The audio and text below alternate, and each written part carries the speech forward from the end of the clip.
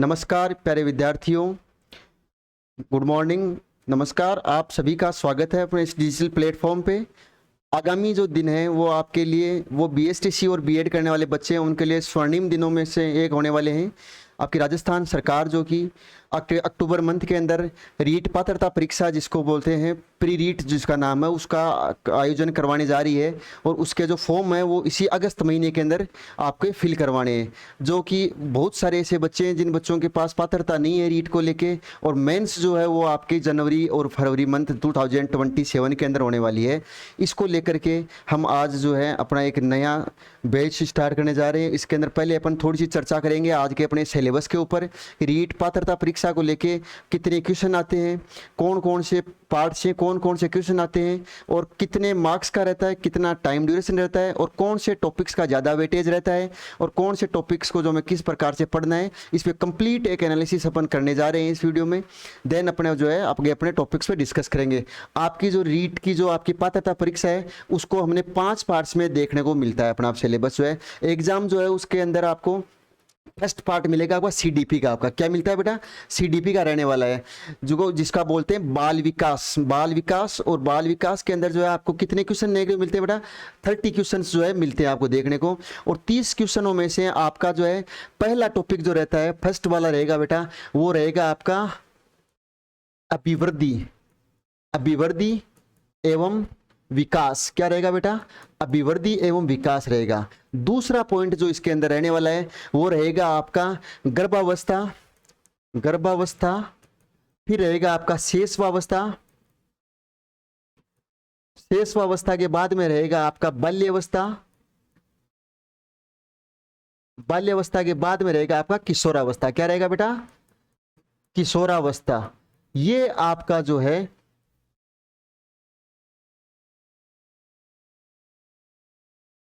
बाल्यावस्था, और फिर रहेगा आपका किशोरावस्था।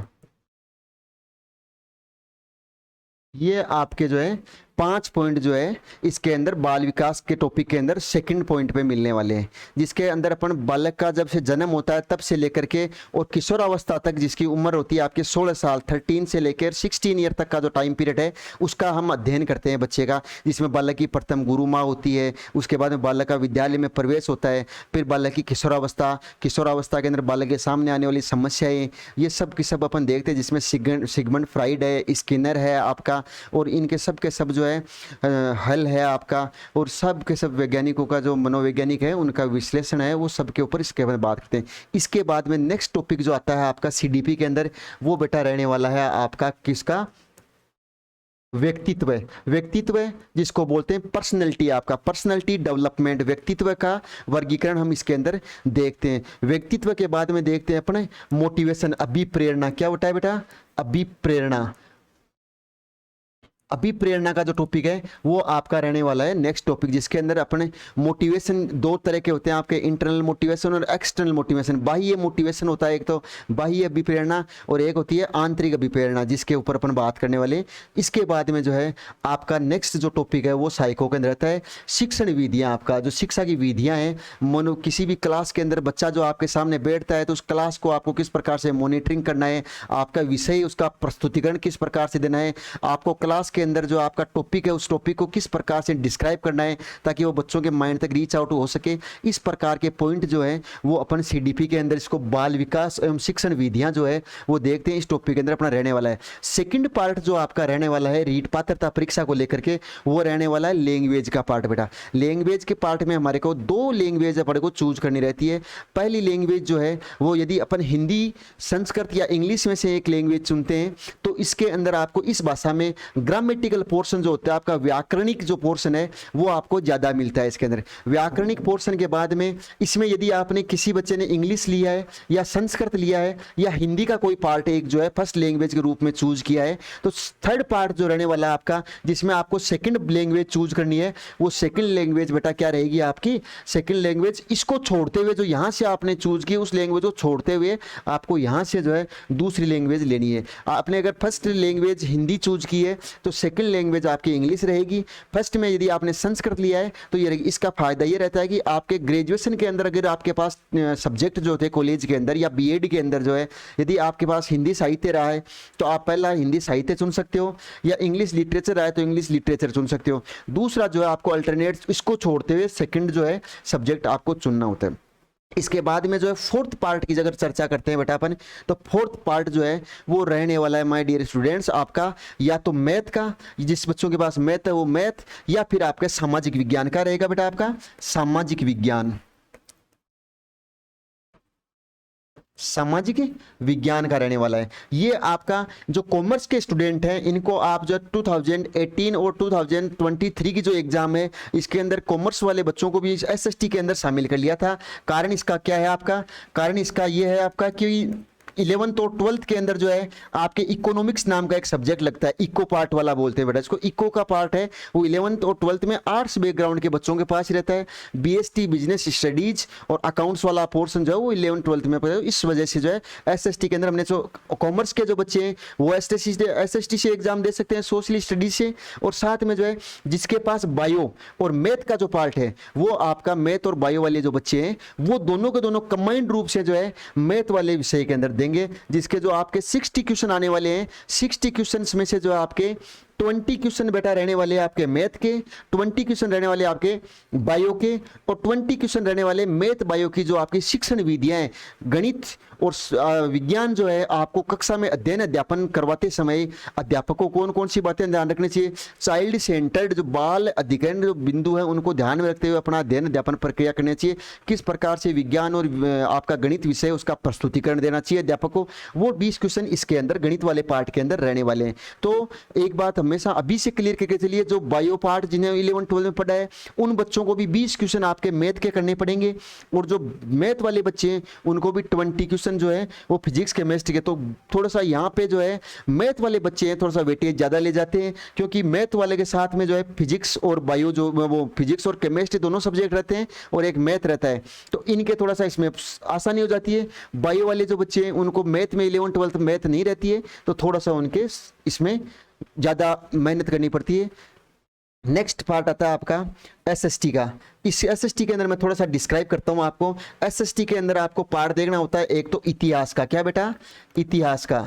नेक्स्ट देखना रहता है आपका इतिहास के बाद में भूगोल का, क्या देखना रहता है, भूगोल का। भूगोल के बाद में यहां देखना रहता है राजस्थान की कला एवं संस्कृति, क्या देखना रहता है बेटा, कला एवं संस्कृति देखनी रहती है। कला एवं संस्कृति के बाद में आपका नेक्स्ट टॉपिक जो इसके अंदर रहने वाला है वो राजस्थान का राजनीतिक व्यवस्था है, राजव्यवस्था राजस्थान की, जिसको तुम बोलते हो पॉलिटी। ये पार्ट जो है आपके 4 जो है राजस्थान के इसमें रहने वाले। 5वां पार्ट सामाजिक अध्ययन की जो है शिक्षण विधियां आपकी, किसकी बेटा, सामाजिक अध्ययन की आपकी शिक्षण विधियां जो है वो रहने वाली है।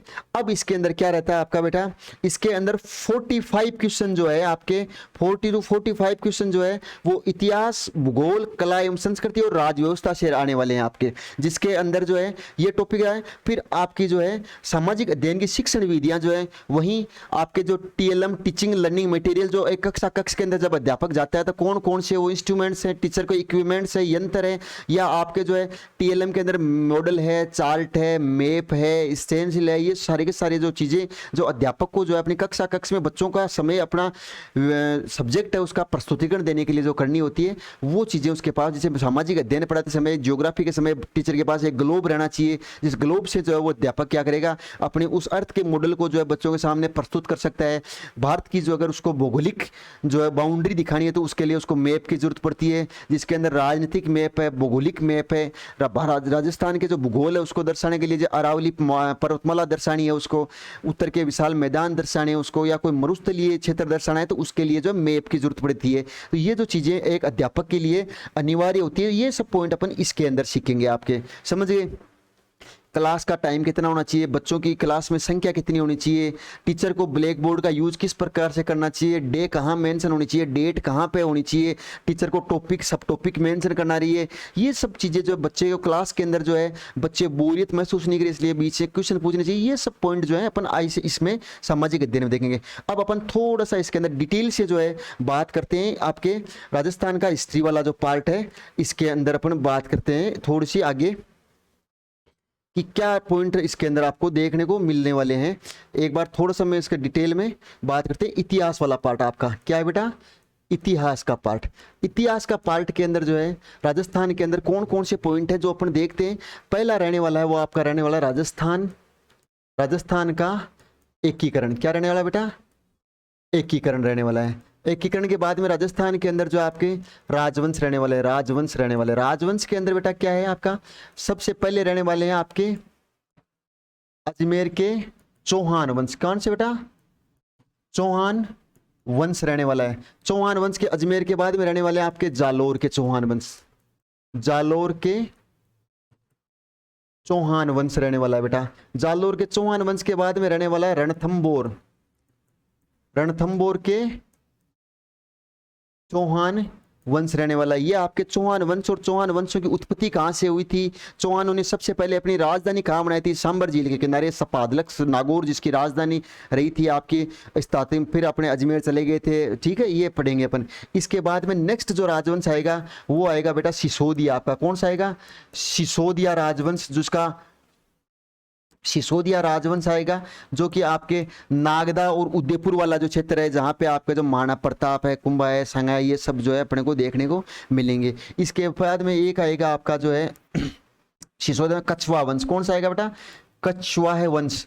कछवा है वंश जो कि आपका जयपुर वाला, आमेर और जयपुर। कौन सा बेटा, आमेर तथा जयपुर का जो राजवंश है उसको आपका कछवा वंश पढ़ेंगे अपन। कछवा वंश के बाद में नेक्स्ट जो आपका राजवंश देखने को मिलेगा वो आपको राजवंश देखने को मिलेगा राठौड़। कौन से बेटा, राठौड़ वंश मिलेंगे, राठौड़ वंश मिलेंगे। राठौड़ के बाद में जो है आपका राठौड़ों के बाद में मिलेगा आपका बाठी वंश, बाठी वंश। बाठी वंश कौन सा बेटा, बाठी वंश जैसलमेर का बुफट बाठी जिसने जो है आपका बटनेर दुर्ग का निर्माण करा था। सबसे पहले जो है राजस्थान का सबसे प्राचीन दुर्ग जिसको बोला जाता है बुफट बाठी के द्वारा जिसका निर्माण कराया था वो बाठी वंश वहां वाला। राठौड़ जो आपके इधर जोधपुर के अंदर भी हुए थे आपके, और कुछ बीकानेर के अंदर भी राठौड़ हुए थे ना। ये सिंहा राठौड़ ये वाले वंश अपने इसके अंदर देखेंगे। तो ये होता है राजस्थान का राजवंश। फिर नेक्स्ट पॉइंट जो है बेटा, नेक्स्ट पॉइंट अपना रहने वाला है राजस्थान के अंदर जो है वो रहने वाला है आपका प्रजामंडल। क्या रहने वाला है, प्रजामंडल राजस्थान का। प्रजामंडल के बाद में नेक्स्ट टॉपिक जो रहने वाला है हिस्ट्री के अंदर वो रहने वाला है सहायक संधियां। क्या रहने वाला है, सहायक संधियां। सहायक संधियां हमने किसके साथ की थी, अंग्रेजों के साथ की थी बेटा।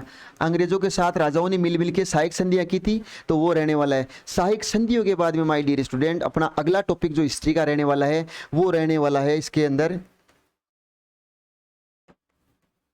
राजस्थान के किसान आंदोलन। क्या रहने वाला बेटा, किसान आंदोलन। किसान आंदोलन के बाद में रहने वाला आपका जनजातीय आंदोलन। क्या रहने वाला बेटा, जनजातीय, जनजातीय आंदोलन। जनजातीय आंदोलन के अंदर जो है भील है, मीणा है, सहरिया है, ग्रासिया है, इन लोगों के द्वारा गोविंद गिरी जो है जिन्हें सम सभा का निर्माण किया था, मोतीलाल तेजावत जिसने एक की आंदोलन चलाया था, 21 सूत्री, वो सारे के सारे पॉइंट जो है माय डियर स्टूडेंट अपन इन टॉपिकों में डिस्कस करने वाले हैं। ये आपकी राजस्थान की हिस्ट्री वाला पार्ट रहता है। राजस्थान की हिस्ट्री के अंदर एक दो पॉइंट और हैं जिसको मैं थोड़ा सा और आपको डिस्क्राइब करता हूँ। इसके अंदर जो है राजस्थान की हिस्ट्री में अपने को जो है पुराने जो है प्राचीन सभ्यताएं आपकी क्या रहने वाली बेटा, प्राचीन सभ्यताएं आपकी, प्राचीन प्राचीन सभ्यताएं। सभ्यताएं के अंदर कौन कौन सी आपकी, देखो बेटा मैं ऐसे आपको बताता हूँ, कालीबंगा, पीलीबंगा, बनेश्वर जयपुर वाली, बालाथल, बागोर, गणेश्वर जो शिखरकांतली नदी वाली, इस प्रकार से जो है आहड़ आपकी जिसको धूलकोट कहा जाता है वो आपकी किसकी, उदयपुर वाली। ये सारी की सारी प्राचीन सभ्यताएं, एंशिएंट सिविलाइजेशन जो कि राजस्थान के अंदर जो है हमें देखने को मिलेगी। ये भी राजस्थान की एक हिस्ट्री का पार्ट है, ये अपने को देखना है। फिर अपने एक सबसे इंपॉर्टेंट टॉपिक जो हिस्ट्री का है वो देखे राजस्थान के प्रमुख व्यक्तित्व आपके। कौन से बेटा, राजस्थान के प्रमुख व्यक्तित्व, राजस्थान के प्रमुख व्यक्तित्व।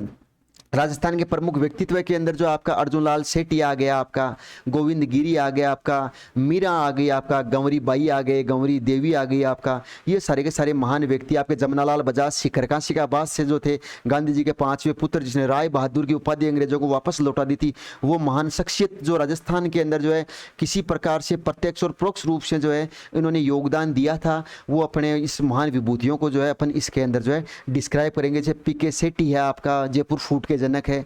पंडित जाबरमल वर्मा शर्मा है, जिसका आपको क्या बोलते हैं बेटा, पत्रकारिता का विश्व पितामह है जिसको कहा जाता है। वो सब के सब पॉइंट इसमें पढ़ने वाले हैं। तो माय डियर स्टूडेंट, ये हिस्ट्री का मोटा मोटा सिलेबस है जो अपने एनालिसिस किया है। इन पॉइंट्स को टारगेट करके हम जो राजस्थान में RMSSB बोर्ड का जो नया पैटर्न चल रहा है, जिस पैटर्न के अंदर कथन और कोटेशंस के ऊपर क्वेश्चन बनते हैं, वो सारे के सारे अपन डिटेल के अंदर एक एक पॉइंट को, ईच एंड एवरी फैक्ट को जो है अपन मेंशन करते हुए चलेंगे। एक भी क्वेश्चन जो है अपन छोड़ेंगे नहीं। आपके एग्जाम को 100 आउट ऑफ 100 का टारगेट लेके हम चलेंगे इसके अंदर। नेक्स्ट अपनी बेटा जो बात होने वाली है वो रहने वाली है आपकी राजस्थान की भूगोल की। आपकी क्या रहने वाली है बेटा, राजस्थान की जो भूगोल विषय है आपका, इसके ऊपर कौन कौन से टॉपिक है सर जिनके ऊपर अपन बात करेंगे। तो आपके राजस्थान की भूगोल विषय के अंदर पहला टॉपिक जो रहने वाला है माय डियर स्टूडेंट, वो रहने वाला है राजस्थान का परिचय। आपका क्या रहने वाला है बेटा, राजस्थान का परिचय रहने वाला। राजस्थान के परिचय के अंदर अपन क्या क्या देखेंगे, राजस्थान का नाम कहाँ से पड़ा, राजस्थान का नाम महाभारत में क्या था, रामायण के अंदर क्या था, वाल्मीकि ने रामायण के अंदर राजस्थान के लिए क्या शब्द प्रयोग किया था। इसके बाद में कर्नल जेम्स टोड ने क्या कहा था। आपका जॉर्ज थॉमसन ने जो है, आपका जॉर्ज थॉमस ने 1800 ईस्वी के अंदर राजस्थान के लिए जो राजपुताना शब्द का प्रयोग किया था। और हमारे कौन कौन से वो शिलालेख हैं जिन शिलालेखों के अंदर राजस्थान का नाम जो है राजस्थान आदित्य मिलता है, या राजस्थान का नाम क्या मिलता है। गठियाला शिलालेख में क्या नाम मिलता है, बिजोलिया शिलालेख के अंदर राजस्थान का नाम क्या मिलता है। सर्वप्रथम लिखित प्रमाण जो राजस्थान का वो हमारे कहां से प्राप्त होता है कि इस भूखंड को जो है हम राजस्थान नाम से जानते हैं। ये सारी की सारी कंप्लीट डिटेल जो है माय डियर स्टूडेंट अपन राजस्थान के परिचय में पढ़ेंगे। राजस्थान की उत्तर से दक्षिण की ओर जो लंबाई कितनी है, राजस्थान की जो पूर्व से पश्चिम में लंबाई कितनी है, राजस्थान का क्षेत्रफल कितना है, राजस्थान का कितना प्रतिशत भूभाग जो है पूरे भारत के प्रतिशत में रोल प्ले करता है।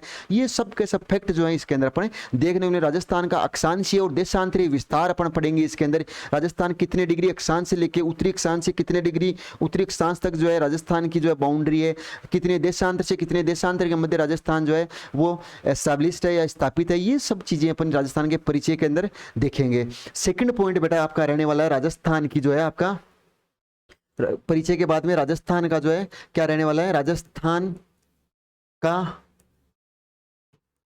भौगोलिक विस्तार। आपका भौगोलिक विस्तार, राजस्थान का भौगोलिक विस्तार जो है बेटा वो देखेंगे, जिसके अंदर राजस्थान के अंदर आपका 4 पार्ट्स में राजस्थान को डिवाइड करके अपने आपका जो है आपके उत्तर के विशाल मैदान हो गए, मान लो मैदानी क्षेत्र हो गया, फिर हाड़ौती क्षेत्र हो गया, हाड़ौती क्षेत्र के बाद में आपका एक जो है वो अरावली पर्वतमाला हो गया, और अरावली पर्वतमाला के बाद में बेटा एक क्षेत्र आपका बचता है वो मरुस्थलीय प्रदेश बच गया। राजस्थान का ऑलमोस्ट एरिया जो है 60% बेटा किस में रहने वाला है माय डियर स्टूडेंट, वो रहने वाला है आपका 61% राजस्थान का थार डेजर्ट जो है, थार का मरुस्थल है, उसके अपन कवर करते हैं।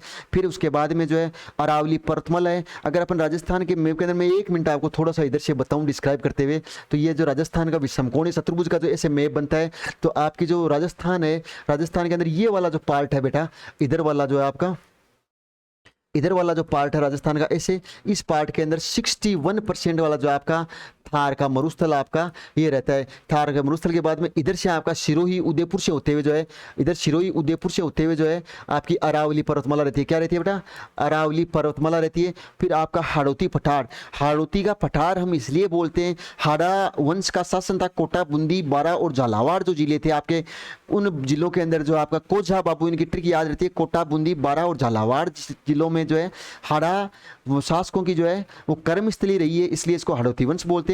और हाड़ौती के बाद में जो है आपको एक मैदानी प्रदेश के अंदर जो माही नदी और उसके पास का जो वागड़ क्षेत्र है, डूंगरपुर बांसवाड़ा जिसको बोला जाता है अपन वागड़ी प्रदेश, उस क्षेत्र का अपन ध्यान में। तो ये प्रकार से इस प्रकार से अपन राजस्थान का पार्ट करेंगे। फिर इसके बाद राजस्थान का भौगोलिक के बाद में अपन नेक्स्ट पार्ट देते राजस्थान की जलवायु। बेटा राजस्थान की जलवायु के अंदर कोपेन का जलवायु वर्गीकरण पढ़ेंगे, थार्डवेट का जलवायु वर्गीकरण पढ़ेंगे, फिर माय डियर स्टूडेंट अपन पढ़ेंगे टिवाठा का जलवायु वर्गीकरण, और फिर जो है इन्होंने किस उपलक्ष्य में या किस प्रकार से जो है इन्होंने जलवायु का वर्गीकरण किया है, जलवायु वर्गीकरण करते समय जो है इन्होंने कौन कौन सी वो बातों का ध्यान रखा है, वो सारी चीजें अपन देखेंगे। किसी ने वनस्पति के आधार पर जलवायु वर्गीकरण किया है, किसी ने वर्षा के आधार पर जलवायु वर्गीकरण किया है, किसी ने जो आपके तापमान को आधार मानते हुए जलवायु वर्गीकरण किया है। तो राजस्थान में जलवायु वर्गीकरण शुष्क है, अर्ध शुष्क है, मरुस्थल है, जैसे अपन शुष्क जलवायु वर्गीकरण, अर्ध शुष्क है आपका, फिर इसके बाद में जो है उपाद्र है, आर्द्र है और अति आर्द्र, 5 प्रकार के जलवायु वर्गीकरण हम देखते हैं। अपने जो है राजस्थान का जो है जलवायु वर्गीकरण 5 प्रकार देखते हैं, अति आर्द्र, आर्द्र, उपाद्र, अर्ध शुष्क और शुष्क। शुष्क यहाँ से स्टार्ट करेंगे, यही राजस्थान का मैप है, यहाँ से ये आपका शुष्क है, फिर अर्ध शुष्क है, फिर उपाद्र है, फिर आर्द्र है और अति आर्द्र। आपका अति आर्द्र कौन सा, इधर से कोटा बूंदी झालावाड़ वाला इलाका और इधर से आपका बांसवाड़ा डूंगरपुर वाला इलाका, जिसके अंदर मानसूनी पवनें जो है सबसे पहले राजस्थान में प्रवेश करती है, वो आपके बंगाल की खाड़ी से तो करती है झालावाड़ के अंदर बेटा, और अरब सागर से जो मानसूनी हवाएं चलती है तो वो राजस्थान में पहले कहाँ से प्रवेश करेगी, वो करेगी बेटा आपके बांसवाड़ा और डूंगरपुर से। तो ये जो चीजें हैं वो अपन इसके अंदर देखें, एक एक टॉपिक को अपन खोल के ना ऐसे बिखेर के रख देंगे कि कौन से टॉपिक के अंदर क्या बात है और कहाँ से पढ़ना है, और एग्जामिनर की वो अपन नब्ज पकड़ेंगे कि कहाँ से एग्जामिनर ने क्वेश्चन बनाता है, और अपन प्रीवियस ईयर के अंदर जो एग्जामिनर का पैटर्न रहा है उस पैटर्न को पूरा फॉलो करते हुए जो है अपन इस सिलेबस के ऊपर काम करेंगे। आने वाले दिन आपके लिए स्वर्णिम होने वाले हैं, एक भी टॉपिक, एक भी पॉइंट आपका नहीं छूटेगा जिसमें से आपका क्वेश्चन बन गया और आपका डिस्क्राइब नहीं किया हो। जलवायु वर्गीकरण के बाद में अपन पढ़ते हैं इसके अंदर कृषि प्रदेश, आपके क्या पढ़ते हैं बेटा, कृषि, राजस्थान की कृषि वाला टॉपिक पढ़ते हैं। कृषि के बाद में पढ़ते हैं आपके वन्य जीव तथा वन व वनस्पति। वनस्पति, राजस्थान के अंदर वन्य जीव आपके, और राजस्थान के अंदर टाइगर रिजर्व कौन कौन से आपके, अभ्यारण्य कौन कौन से, केवलादेव गना पक्षी विहार अभ्यारण्य आपका, सरिस्का है आपका, ठीक है, नाहरगढ़ आपका, सीता माता अभ्यारण्य जो आपका प्रतापगढ़ वाला है, इस प्रकार से केवलादेव गना पक्षी विहार भरतपुर वाला है। ये सारे के सारे पॉइंट जो है अपन डिटेल के अंदर इसके अंदर देखने वाले। वन्य जीव के बाद में बेटा आता है आपका उद्योग, आपका राजस्थान के अंदर उद्योग, सूती वस्त्र उद्योग है, चीनी उद्योग है आपका, और चीनी उद्योग के बाद में जो आपका उर्वरक उद्योग है आपका, उर्वरक बाद सीमेंट उद्योग है, ये सारे के सारे उद्योग जितने भी यहाँ के फर्टिलाइजर्स उद्योग है, जेम्स एंड ज्वेलरी का जो आपका सीतापुरा जयपुर के अंदर बना हुआ उद्योग है, सारे के सारे चमड़े के उद्योग है, सब एक एक चीज अपन इसमें देखे। उद्योग के बाद में आपका आता है खनिज, बेटा क्या आता है बेटा, खनिज, खनिज संपदा जो है ये अपन पढ़ेंगे। राजस्थान में कौन कौन से खनिज, अरावली माउंटेन में 89 प्रकार के खनिज मिलते हैं, जिसमें से अपन 56 टाइप्स के खनिज है उनको जो क्या करते हैं अपन माइनिंग करते हैं, उनका उत्खनन करते हैं बेटा। तो वो चीज अपन इसके अंदर देखेंगे। खनिज के बाद में आप देखेंगे ऊर्जा संसाधन, क्या देखेंगे बेटा, ऊर्जा संसाधन। ऊर्जा संसाधन के ऊपर अपन बात करेंगे नेक्स्ट टॉपिक के अंदर। ऊर्जा संसाधन है राजस्थान में वो है रिसोर्स जिनसे अपने को ऊर्जा मिलती है, आपका कोयला हो गया, आपका पेट्रोलियम हो गया, आपका जो है डैम प्रोजेक्ट जो हो गया, आपका डैम प्रोजेक्ट के बाद में आपका पवन चक्की हो गई, आपकी सौर ऊर्जा हो गई, ये सारी सारी टिडल एनर्जी हो गई, आपकी बायोगैस हो गया, बायोमास हो गया, ये सारी की सारी संसाधन जिनसे अपने को ऊर्जा मिलती है वो सब अपन इसके अंदर डिस्कस करने वाले हैं। नेक्स्ट बेटा आपका आता है ऊर्जा संसाधन के बाद में आता है राजस्थान के अंदर टॉपिक जो कि अपने को बहुत इंपॉर्टेंट है और इसके अंदर अपने को पढ़ने को जरूरी रहता है, वो रहता है राजस्थान के अंदर सांख्यिकी डाटा। आपका सांख्यिकी डाटा आपका या आंकड़े आपके सांख्यिकी के अंदर जो है जीडीपी के अंदर कौन से डिपार्टमेंट का कितना योगदान रहता है, ये हर बार आपके 2 से 3 क्वेश्चन जो है यहां से मिल रहे हैं नए पैटर्न के अनुसार। सांख्यिकी डाटा अपन किसका पढ़ेंगे, अपन पढ़ेंगे कृषि का पढ़ेंगे, अपन उद्योगों का पढ़ेंगे, अपन खनिजों का पढ़ेंगे, अपन ऊर्जा संसाधन का पढ़ेंगे। इनमें रहेंगे कि जीडीपी में कौन से जो है खनिज का, कृषि का कितना योगदान रहता है, कितना प्रतिशत सकल घरेलू उत्पाद के अंदर इनका योगदान है, वो सारे फैक्ट अपन इसके अंदर पढ़ेंगे। नेक्स्ट आपका टॉपिक जो रहता है वो रहेगा आपका जनसंख्या का, पॉपुलेशन का। क्या रहेगा, जनसंख्या का। मैं आपको फिर एक बार बात बता देता हूं, आपको अभी तक आपकी जनसंख्या जो 2027 की जो होनी थी वो सितंबर के अंदर सेकंड पेज होने के बाद में आपके पास डाटा आएंगे। तो आने वाले दिनों के अंदर आपका कंपटीशन ये बढ़ाएगा। जनसंख्या का टॉपिक जो आपने 2001 और 2011 का जो रट रखा है पूरा, कितनी पॉपुलेशन है, कितना इसकी वृद्धि हुई है, कितना इसका जो है आपका क्षेत्रफल है जनसंख्या का, कितने इसके अंदर जो है प्रतिशत घनत्व है, ये सब के सब चीजें जो आपने पढ़ रखी है। महिला साक्षरता कितनी है आपकी, पुरुष साक्षरता कितनी है आपके, बाल लिंगानुपात कितना है आपका, महिला लिंगानुपात कितना है आपका, समझ गए बात को। ये सीधे सीधे आपको फैक्ट दोबारा याद करने पड़ेंगे पूरे, तो अभी तक आपको 50% याद है, 50% पे अपन काम कर लेंगे। ये आपके राजस्थान भूगोल के मोटे मोटे पॉइंट हैं जिसके ऊपर माय डियर स्टूडेंट अपन बात करने वाले हैं। नेक्स्ट अपना पॉइंट जो आएगा वो आएगा आपका नए एक पॉइंट के ऊपर जिसमें अपन राजस्थान की राज व्यवस्था की बात करते हैं। राज व्यवस्था की बात करते हैं, राजस्थान की राज व्यवस्था के अंदर देखो, राजस्थान की राज व्यवस्था को अपन वैसे बेटा देखते हैं तो अपन पढ़ते हैं भारतीय राज व्यवस्था के अंदर पहले अपन पढ़ते हैं संविधान। आपका संविधान, संविधान कब बना था, देश कब से आजाद हुआ, उसके बाद में संविधान सभा, संविधान सभा के अंदर कितने सदस्य थे और उन सदस्यों को लेके जो है हम फिर जो है पावर शेयरिंग करते हैं कि सेंटर के अंदर आपकी पार्लियामेंट, संसद के अंदर जो है आपके मुख्य प्रधानमंत्री होता है, फिर आपका राष्ट्रपति होता है और फिर राज्यसभा होती है। लोकसभा के अंदर प्रधान, लोकसभा, राज्यसभा और राष्ट्रपति को होते हुए जो है फिर अपन पावर शेयरिंग करते हैं स्टेट में, जिसमें विधानसभा होती है और एक जो विधानसभा के अंदर जो मुख्यमंत्री बैठता है। लेकिन अपन राजस्थान के संदर्भ में जब बात करते हैं तो अपने को सीधा सीधा पॉइंट अपन उठाते हैं, राजस्थान के अंदर जो है मुख्यमंत्री। क्या उठाते हैं बेटा, मुख्यमंत्री। और मैं यही इसी के साथ में आज का एक क्वेश्चन भी लीक कर देता हूं आपको। राजस्थान में नया जो मुख्यमंत्री को लेकर ट्रेंड है वो इनके कालक्रम पूछ रहे हैं कि राजस्थान के अंदर जो है मोहनलाल सुखाड़िया, हरिभा उपाध्याय दे दिया जाएगा आपको, फिर इसके बाद में आपका एक 3 अशोक गहलोत दे दिया जाएगा, वसुंधरा राजे दे दिया जाएगा, इस प्रकार से आपका जो है जगदेव दे दिया जाएगा। ये सारे के सारे जो मुख्यमंत्री है इनको आपको क्रम के अंदर पूछना है कि पहले जो है कौन से मुख्यमंत्री का कार्यकाल था, उसके बाद में कौन से का था, उसके बाद में किसका था। इस प्रकार से आपको इनका ध्यान रखना है। मुख्यमंत्री के बाद में इसकी मंत्रिमंडल, आपका मंत्रिमंडल, और इनके मंत्रिमंडल में इनके अपने को याद करने अनुच्छेद। बेटा क्या याद करना है, अनुच्छेद, अनुच्छेद याद करने, आर्टिकल्स इसको बोलते हैं। मंत्रिमंडल के बाद में नेक्स्ट टॉपिक जो रहने वाला है वो रहने वाला आपका राज्यपाल का। क्या रहने वाला है बेटा, राज्यपाल का। राज्यपाल, राज्यपाल के बाद में आपका एक टॉपिक रहने वाला है वो रहने आपका न्यायपालिका। क्या रहने वाला, न्यायपालिका। न्यायपालिका के बाद में आपका अगला टॉपिक रहने वाला है वो रहने वाला है राजस्थान के विभिन्न आयोग। आयोग के अंदर आपका आरपीएससी आ जाएगा, आरपीएससी के बाद में आपका महिला आयोग आ जाएगा, बाल विकास आयोग आ जाएगा। ये राजस्थान के सारे आयोग जो जितने भी हैं वो सब आरएमएस, सब के सब आयोगों के बारे में जो है आपके करंट के जीके के क्वेश्चन भी बनते हैं। साथ में आपके इसके जो है आयोग से कितने सदस्य थे, इसके अंदर अभी का जो नया ट्रेंड आयोग का, वो ट्रेंड बेटा ये चल रहा है कि किस आयोग के अंदर कितने सदस्य और उनका कार्यकाल कितना होता है वो आपको पूछा जाता है। पहला आपका इसका सदस्य कौन था, पहला अध्यक्ष कौन था, वो ट्रेंड अभी खत्म पर है, वो इसके क्वेश्चन नहीं बनते आपके। ये आ गया आयोग का।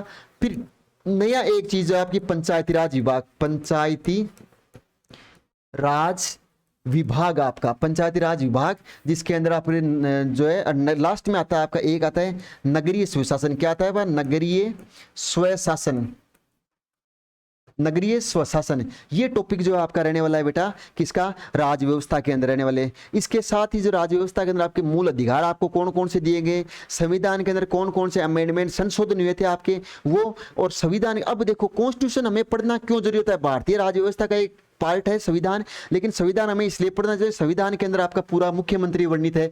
मुख्यमंत्री के बाद में जो है, मुख्यमंत्री के बाद में जो है आपका यहाँ रह जाएगा आपका मुख्यमंत्री के बाद में मंत्रिमंडल इसके अंदर है, राज व्यवस्था इसके अंदर है, फिर आपकी न्यायपालिका इसके अंदर रह जाएगा, आयोग इसके अंदर रह जाएगा, पंचायती राज व्यवस्था का उल्लेख जो है वो इसके अंदर मिलता है। आपका किसके अंदर मिलता है, इसके अंदर मिलता है। तो ये सब के सब हमारे को इसलिए संविधान को पढ़ना जरूरी हो जाता है बेटा, ठीक है। ये अपनी राज व्यवस्था रहेगी। राज व्यवस्था के बाद में अपन मैं 5 मिनट आपके लूंगा आपकी राजस्थान की कला और संस्कृति के ऊपर, जिसके सबसे ज्यादा क्वेश्चन बनते हैं आपके राजस्थान की कला व संस्कृति। राजस्थान की कला व संस्कृति से जो है, राजस्थान की कला व संस्कृति से जो है कौन कौन से क्वेश्चन जो है आपके बढ़ने वाले हैं उसके ऊपर बात करते हैं अपन।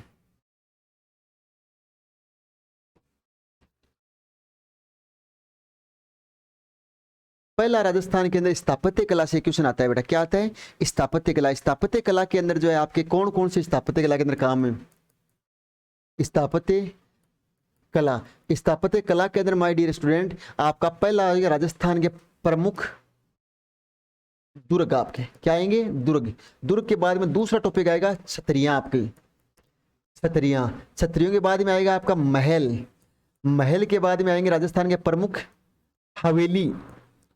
हवेलियां, हवेलियां आपके जो है पोदार की हवेली है, आपके नथमल की हवेली है, आपके ये सारी की सारी राजस्थान की प्रमुख। पंसारी की हवेली है, आपके धबाई की हवेली है, आपके जयपुर के अंदर शेखावाटी की हवेलियां हैं, आपकी जैसलमेर की हवेलियां हैं, आपकी ये सारी की सारी हवेलियां जो है वो इसके अंदर आपको पूछने को मिलेगी। नेक्स्ट बेटा आपका जो टॉपिक रहने वाला है हवेलियों के बाद में, वो टॉपिक माय डियर स्टूडेंट आपका रहने वाला है राजस्थान के अंदर नया जो है स्थापत्य कला के बाद में हस्तकला। आपका हस्त कला आपका, हस्तकला के अंदर राजस्थान के अंदर आपको रहने वाले हैं आपके कपड़े, रंगाई, छपाई, कपड़े, रंगाई, छपाई आ गया।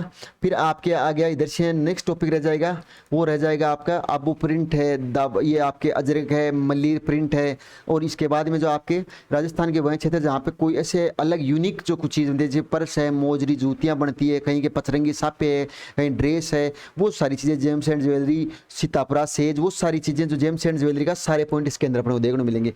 हस्तकला के बाद में आएगा आपके मेले।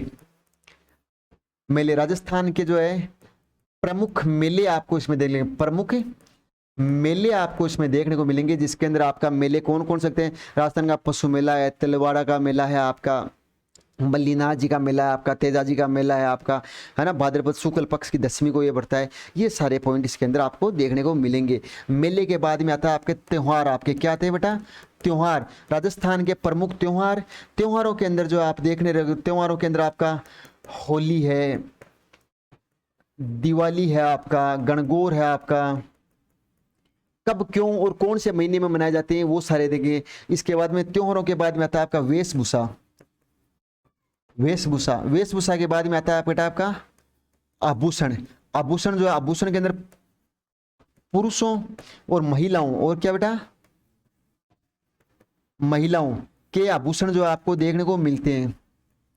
आभूषण जो है आपको यहाँ पे याद करने हैं। वेशभूषा के अंदर आपकी महिला और पुरुषों की, आदिवासियों की क्या वेशभूषा है, उसके ऊपर अपन टॉपिक पे बात करेंगे। इसके बाद में सबसे इंपॉर्टेंट जो है वो आपका नया टॉपिक जो आता है, वो आता है बेटा राजस्थान की भाषा। राजस्थान की जो है साहित्य, राजस्थान का नेक्स्ट पॉइंट जो राजस्थान का भाषा और साहित्य आता है। इसके बाद में आती है राजस्थान की उपबोलियां। उपबोलियां, राजस्थान की उपबोलियों के बाद में आता है आपका काव्य खंड। आपका काव्य खंड, आपका काव्य खंड के बाद में आता है कृतियां। राजस्थान की प्रमुख कृतियां कौन सी है, वो कृतियां आती है। और कृतियों के बाद में बेटा नेक्स्ट पॉइंट आता है आपका, वो राजस्थान का रहने वाला है आपका क्या, नेक्स्ट पॉइंट आपका राजस्थान का रहने वाला है राजस्थानी शब्दावली। राजस्थानी शब्दावली रहने वाली है। और राजस्थानी शब्दावली के बाद में राजस्थान के अंदर और कौन सा रह गया अपना टॉपिक रहेगा, राजस्थान के अंदर चित्रकला। आपकी क्या रहेगी बेटा, चित्रकला रहेगी आपकी, राजस्थान की चित्रकला। ये वो सारे पॉइंट है जो आपको पॉइंटों को देखना है। ये सब के सब पॉइंट है अपन डिस्क्राइब करेंगे। और अब इसके बाद में मैं आपको बताता हूँ आपके लिए ज़रूरी सूचना कि राजस्थान की जो रीट का और ये जो आपका सीटी का कॉमन अपन बात करने वाले हैं, इस राजस्थान रीट के बेच के अंदर वो बच्चे भी अपने साथ आप लाभान्वित हो सकते हैं जो अपनी सीटी को टारगेट लेके चल रहे हैं ग्रेजुएशन वाले को, और साथ में अपना रीट को लेके जो है वो बच्चे जिनको कंप्लीट हम जो है एसएसटी का जीके का पार्ट जो है हम प्रोवाइड करा लें। एक एक टॉपिक प्रीवियस ईयर के क्वेश्चन सबको जो है अपन फॉलो करते हुए जो है सारा अपन डाटा इसके अंदर आपको प्रोवाइड कराने वाले हैं।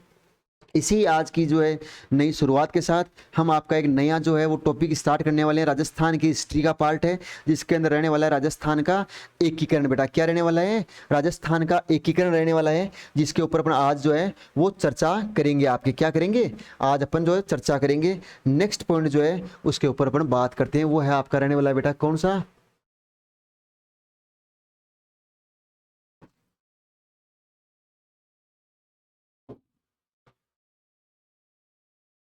राजस्थान का एकीकरण है।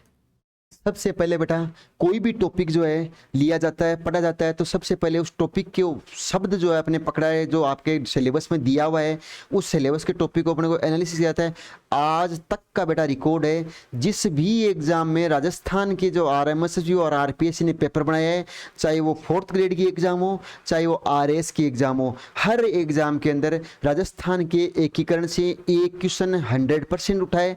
किसी एग्जाम में 2 क्वेश्चन है, ऐसी कोई एग्जाम नहीं है जिसके अंदर नहीं है। रीट और सीटी जैसी एग्जाम्स के अंदर जो है 2-2 क्वेश्चन भी इससे पूछे जाते हैं। नया ट्रेंड इसका ये है कि इसके अंदर आपके जो है CM है, राज प्रमुख है, उपराज प्रमुख, वो पूछे जाते हैं, लेकिन वो आगे की बात है। पहले अपन इस टॉपिक को कहाँ से स्टार्ट करने वाले हैं, इसमें क्या है, सबसे पहले बताओ एकीकरण था क्या आपका, क्या एकीकरण का शाब्दिक अर्थ क्या है।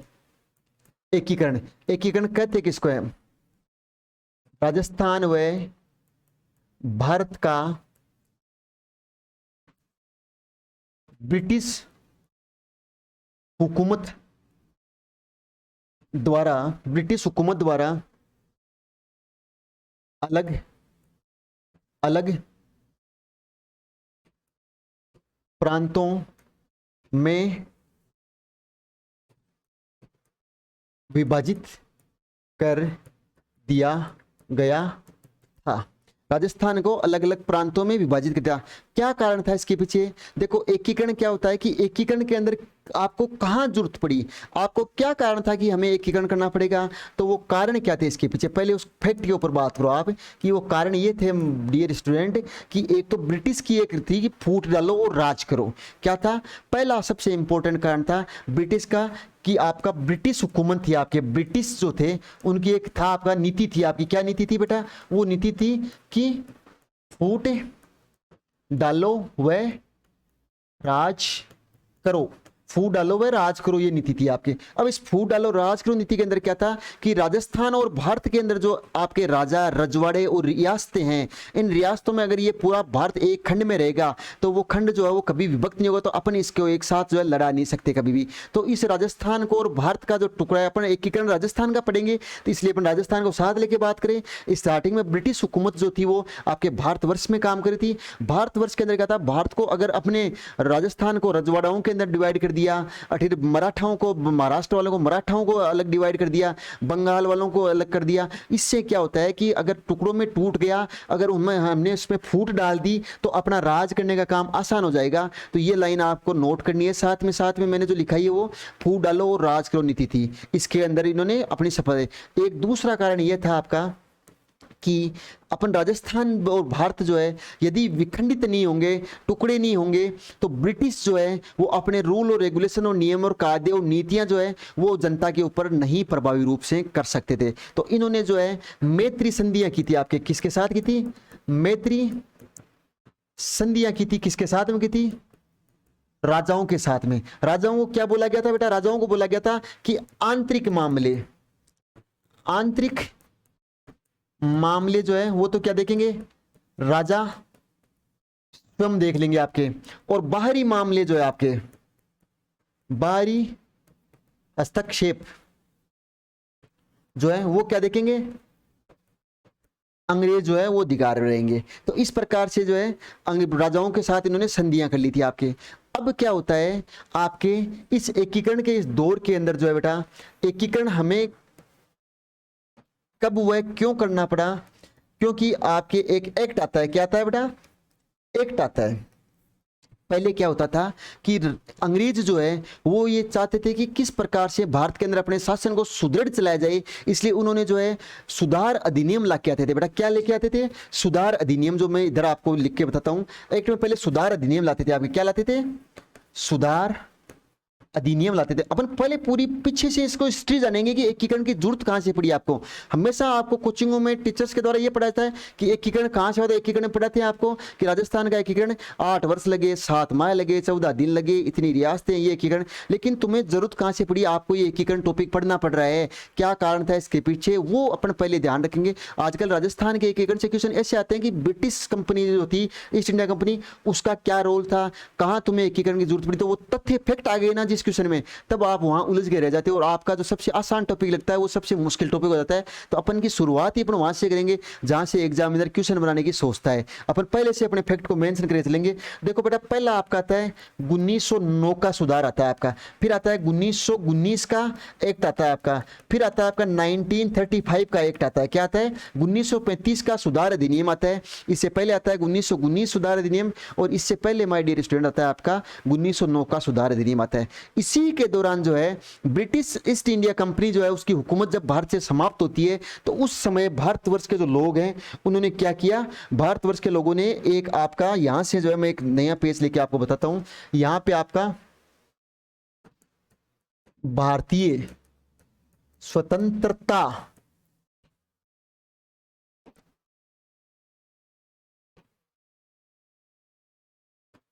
स्वतंत्रता अधिनियम 1947 1947 पारित होता है। क्या होता है? 1947 भारतीय स्वतंत्रता का अधिनियम 1947 पारित होता है। ये 47 अधिनियम क्या बोलता है? ये अधिनियम ये बोलता है, इसके अंदर ये फैक्ट लिखोगे, पहले तो मैं फैक्ट लिखा रहा हूं आपको 4 फैक्ट। ये है बेटा कि भारत प्रांत से आज से जो है आपका क्या है, ब्रिटिश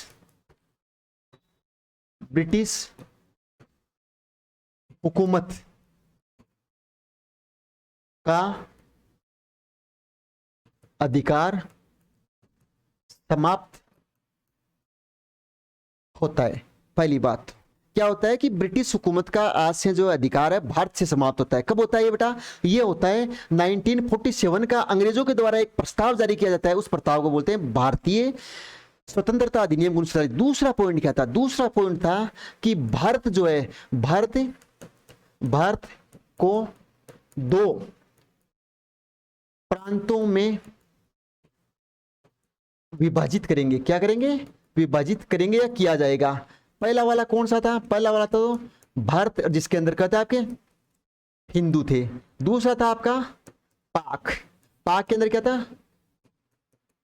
मुस्लिम कम्युनिटी थी। ये 2 टुकड़े करेंगे इसके। 2 पॉइंट है। फैक्ट याद रखना बेटा, फैक्ट पूछे जाएंगे। राजस्थान के अंदर वर्तमान में जो एग्जाम का पैटर्न चल रहा है वो यही पैटर्न चल रहा है। मैंने पहले से इसी को हमके डाटा लिखने होते तो एकीकरण का टॉपिक जो है वो आधे घंटे का है, लेकिन अपने को डाटा नहीं लिखने हैं, अपने को उस एग्जाम को टारगेट लेके क्लियर करने का काम करना है। नेक्स्ट पॉइंट यहाँ से क्या रहता है? नेक्स्ट पॉइंट रहेगा कि भारत के जो लोग हैं, भारत के लोगों में कौन आएगा? भारत के लोगों में वो रियासतें आएगी। जो रियासतें हैं वो रियासतें क्या करेगी? रियासतें स्वतंत्र है। रियासतें आज से स्वतंत्र, चाहे पाक में मिले या भारत वर्ष में रहें। ये शब्द जो है वो किसके थे? आपके भारतीय स्वतंत्रता अधिनियम 1947 में अंग्रेजों के द्वारा आपको दिए गए थे। समझ गए बात को? इसके बाद में नेक्स्ट पॉइंट जो आता है बेटा, नेक्स्ट पॉइंट जो कि इंपॉर्टेंट रहता है, इसके अंदर क्या था कि अब अपने को जो है क्या है, दिक्कत ये आ रही थी कि एकीकरण करना था। यहाँ पे एकीकरण के लिए हमने क्या था, जिम्मेदार ने पहले इसके अंदर एक लाइन और लिखेंगे अपन, कुछ रियासतें जैसे जम्मू कश्मीर, हैदराबाद और जूनागढ़, जो कि क्या थी, स्वतंत्र प्रभार से रहने की इच्छा। क्या था? अब 3 पॉइंट आपके सामने निकल के आगे। एकीकरण के अंदर स्वतंत्रता अधिनियम आया था, उसके अंदर पहला पॉइंट क्या था बेटा? पहला पॉइंट था आपका कि आपको जो है भारत के अंदर आज से ब्रिटिश हुकूमत समाप्त होती है।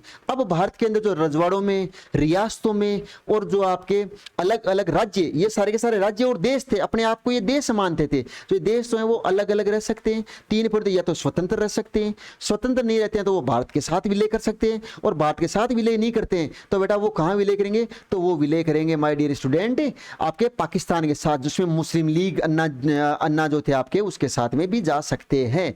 तो ये 3 पॉइंट आपको याद रखने। डेफिनेट में रिटर्न में देता हूं आपको, यहां से आपका एक क्वेश्चन इन फैक्ट से उठ जाएगा आपको, क्योंकि आज तक कोई भी एकीकरण की वीडियो के अंदर आपको नहीं मिलेगा कि भारतीय स्वतंत्रता अधिनियम जिसके बाद में आपको एकीकरण करने की जरूरत पड़ी, वो पॉइंट आपको डिस्क्राइब करके कहीं इतना खोल के दिया हो। ये वो तथ्य हैं जो आपको यहां से देखने को मिलेंगे। अब माय डियर स्टूडेंट अपन बात करते हैं एकीकरण के ऊपर चर्चा। अब एकीकरण शुरू करते हैं अपन। एकीकरण की क्यों जरूरत पड़ी? क्योंकि एकीकरण के अंदर ये जरूरत पड़ी, कारण क्या थे आपके?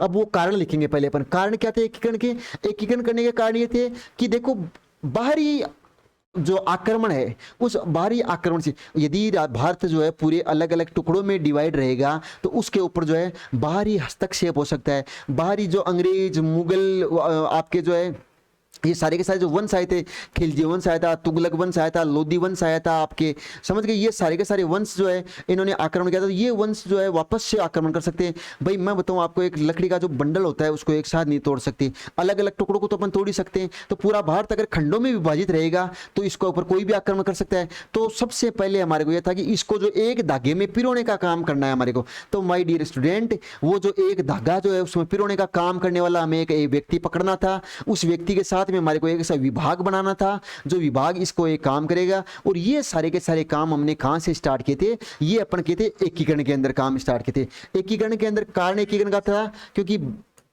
भारत को हमें एक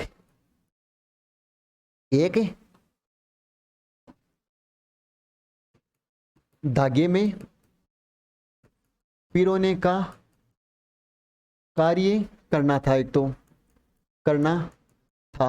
दूसरा पॉइंट ये था आपका कि भारत अगर टुकड़ों में, रियासतों में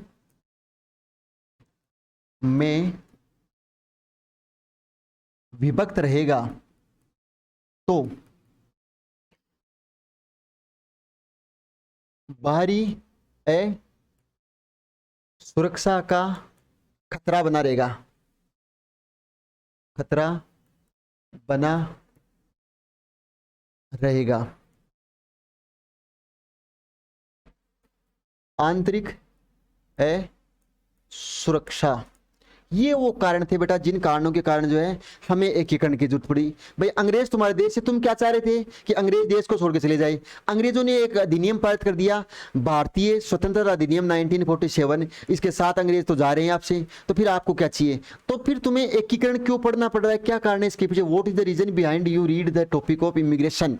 आपका ये टॉपिक जो है एकीकरण का वो पढ़ना पड़ रहा है। तो इसके पीछे ये कारण थे कि अगर भारत अलग अलग टुकड़ों में विभाजित रहेगा तो बाहरी आक्रमणकर्ताओं से भी हमें खतरा था। राजस्थान में, भारत में आंतरिक जो असुरक्षा बनी हुई थी, तथा ये जो चीजें थी वो हमें एक साथ एक सूत्र में पिरोने का काम हमें करना था। और हमारे जो संवैधानिक सलाहकार जो थे उनसे ये बातें जब चली तो हमने क्या किया बेटा, हमने एक नया डिपार्टमेंट बना दिया। इंपॉर्टेंट है, याद करके रख लेना।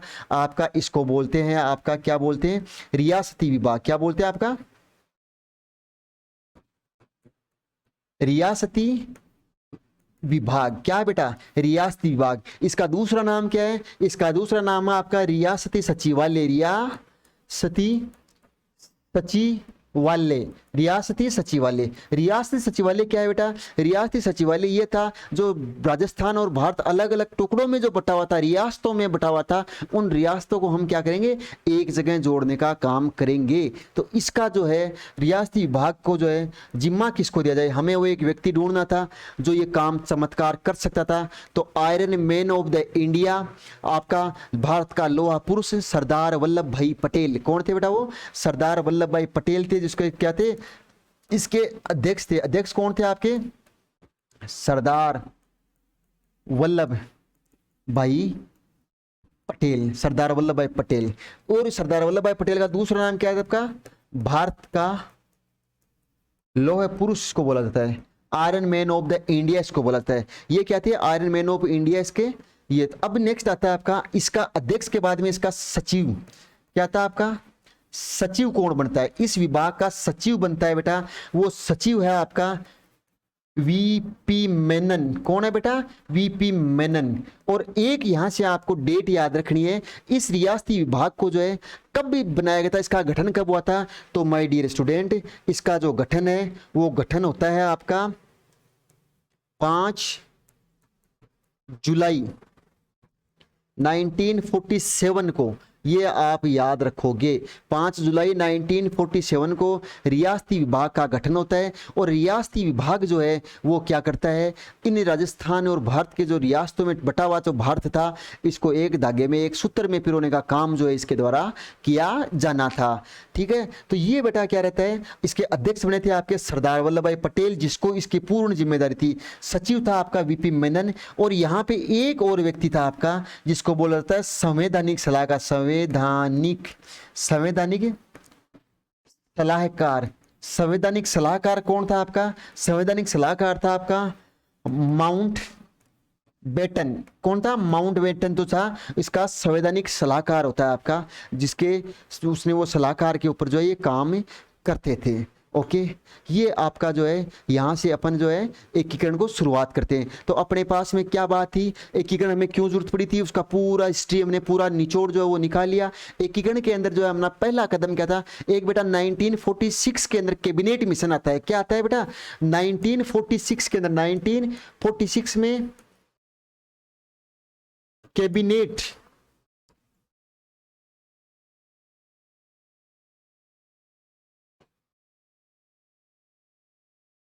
कैबिनेट मिशन आता है, जिसके अंदर हमें ये चीजें क्लियर थी कि ये रियासती विभाग के गठन के बाद में अपन एकीकरण को शुरू करेंगे। तो ये कैबिनेट मिशन के तहत जो है अपन ये काम करते हैं। ये इंपॉर्टेंट भी है, याद भी रख लेना कैबिनेट मिशन वाला। तो फिर ये आपको इतना चीज ध्यान में रहनी चाहिए। इसके बाद में माय डियर स्टूडेंट अपन आगे बढ़ते हैं आपके ऊपर नए फैक्ट के ऊपर, जो राजस्थान के संदर्भ में अपन बात करेंगे। राजस्थान में एकीकरण, ये इसके अंदर देखो सबसे पहले अपन कुछ फैक्ट लिखेंगे। क्या लिखेंगे? फैक्ट्स या इंपॉर्टेंट डाटा लिखेंगे अपन। क्या लिखेंगे? फैक्ट या इंपॉर्टेंट डाटा जो है वो लिखेंगे। फैक्ट नंबर 1 लिखेंगे अपन। क्या है फैक्ट नंबर 1? क्या है आपका फैक्ट नंबर 1? लिखेंगे अपन, ये रहेगा आपका यहाँ पे राजस्थान की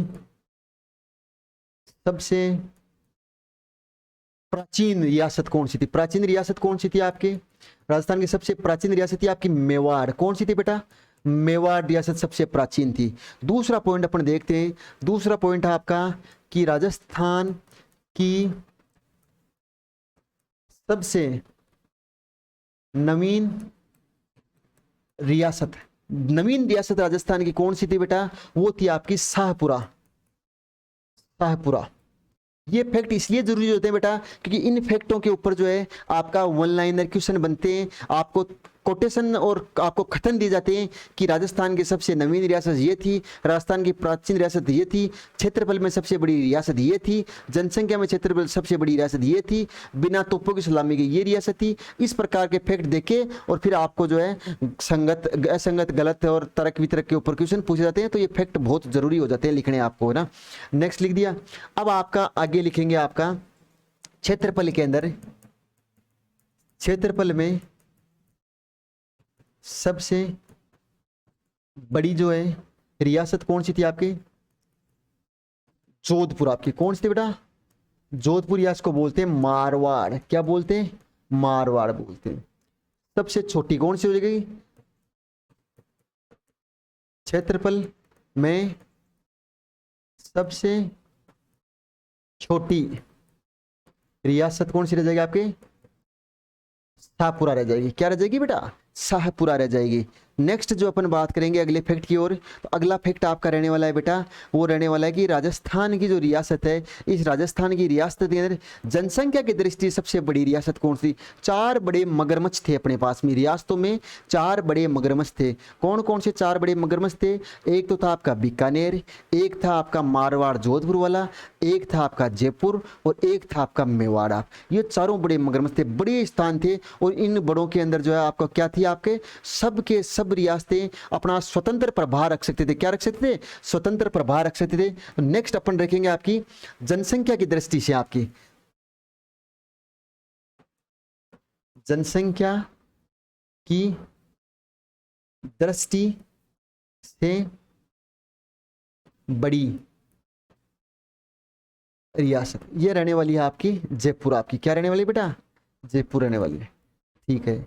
अब क्या राजस्थान में ऐसा कोई रियासत रही है बेटा जिस रियासत के शासक ने राजस्थान एकीकरण के अंदर राजस्थान विलय पत्र पे हस्ताक्षर करने से मना कर दिया हो, या विरोध दर्ज किया हो, या उसने जो है इसमें मिलना पसंद नहीं किया हो? तो आपकी रही है जोधपुर रियासत। क्या रही है? इंपोर्टेंट करके लिख लेना इसको बेटा, इंपोर्टेंट। यहां पे क्या है? जोधपुर रियासत, रियासत जिसका शासक हनुमंत सिंह, हनुमंत सिंह बेटा, शासकों को याद कर लेना। हनुमंत सिंह जिसने आजादी के दिन, जिसने आजादी के दिन काली पगड़ी पहनकर काली पगड़ी पहन विरोध किया तथा